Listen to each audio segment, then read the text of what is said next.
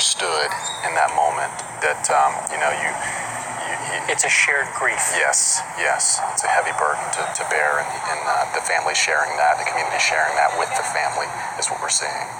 And Officer Sheldon does leave behind both his mother and his father. He had two step-parents as well, his fiancée Jamie, his brother Carson, and his sister Lauren. So we're going to be praying for them.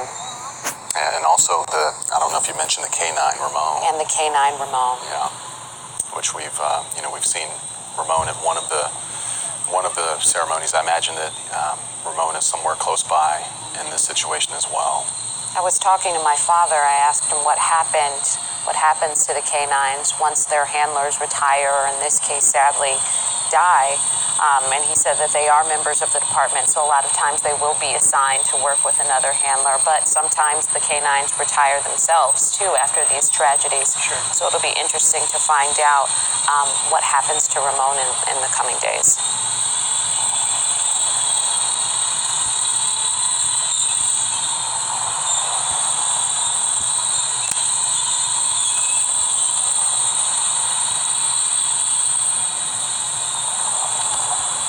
As we watch these images of the procession continue, I can't help but just take this in myself the same way that people out there are taking it in. We've watched the same woman right here this entire time with her hand over her heart. That's just a glimpse, just a snapshot of the respect and honor that's taking place here. I've seen her wiping away tears several times. Yeah. While we break away and show you different shots, we see them, all of these in the preview monitors here in the studio. And we've all been watching her very carefully.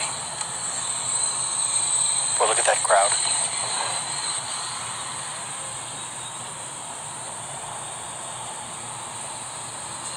And we know from earlier conversations with Savannah out in downtown Mooresville right there that probably a group of people were handing out those American flags that you see everyone waving.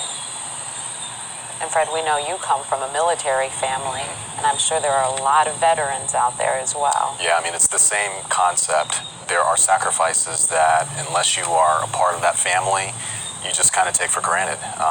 The time, the long hours spent away, not just, people work jobs that require long hours. That's not uncommon, but what is lesser common is people working those longer hours away from their family in dangerous situations. Right. And then having family members have to understand that that is the part of the sacrifice that comes with the territory of being related to, married to, or bonded in some way to a person who has given their life basically to a career that will require them to make that kind of a sacrifice. Sometimes the battlefield isn't in some far-off country. No. Sometimes it's a back road in Mooresville, North Carolina. That's right. And what you're seeing here is a testament to the support of people and the respect that they're showing the family.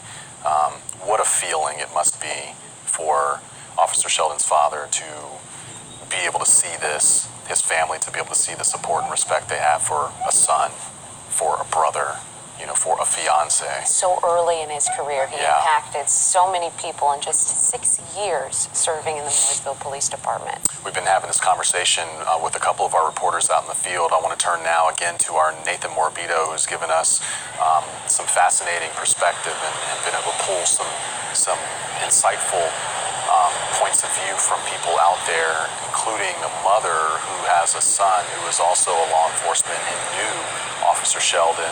Nate, I can't even imagine what this would be like for someone who had a loved one on that force, how they're dealing with this.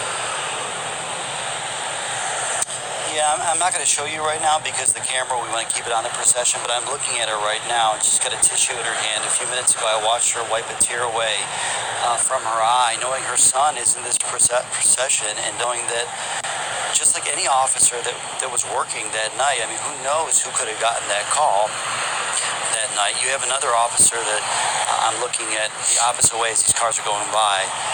You mentioned the one woman with her hand over her heart. The whole time this officer looks to be from Huntersville Police. His full salute the entire time. And it's something that, I don't know, just hit me in the pit of my stomach as these cars were going by. And I don't know what agency it was, but you talked about how so silent it is out here right now. It's just so quiet. It was one of the first canine cars that came by, and you could hear the dog barking. And talk about giving me chills here as you look at a man who was a canine officer and who had quite a bond with his dogs. He had two over his career here. It's almost like something cosmic there, maybe a sign of respect. Maybe I'm reading too much into it, but to me it's just, wow. Almost took my breath away hearing that dog bark. Every other dog nice and quiet, that dog barking as it drove by. And I also want to point out too, we know this procession's huge. We know Mooresville is not really a big community. There are only so many cars that could fit into this police department. And so these other cars are moving on up the road. There's another entire parking lot that's been reserved just for them as well, because there are so many. Knowing that there's such an outpouring of support, I saw cars from Columbia, from Charleston. Now we're seeing some local ones from Salisbury, and of course CMPD well represented as well, as people just continue to watch with respect and with honor. Many of them children, looking at one little girl holding an American flag right there. Other people documenting it just like us, some with their still cameras, others with their video cameras. Every car that goes by, even though the hearse is long pulled in, these people are showing respect to everyone else here who puts on a badge, who puts on a uniform, and straps on a gun, just like Officer Sheldon did that night. The night before, he was answering another call, trying to show a little boy the beauty of police work and showing him his police cruiser. And his police cruiser now being passed by every car that goes by, surrounded by all of these flowers and signs of love and support for a man who died at 32 doing what he loves, protecting his community here in Mooresville.